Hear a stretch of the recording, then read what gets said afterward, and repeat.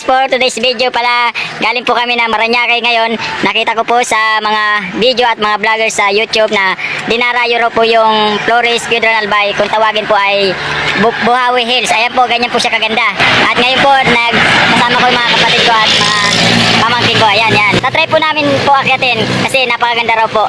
Ang gano'ng kataas, kung gano'ng kaganda yung view. Ayan, kami magkakasama yan. Ayan, pamangkin ko, tsaka yung pamangkin ko rin na kung tawagin ermitanyo dito sa Albay. Ang tinatawag sa kanya ermitanyo, yung sister ko tsaka yung kapatid ko. Ayan, dinayo namin po dito sa Flores Piedra Albay. Ngayon, ang oras po ay alas 2:13. Yan. Siguro makakarating po kami doon mga alas 3 na siguro kasi isang oras daw ang biyahe. Ngayon dadali namin ay service namin tricycle.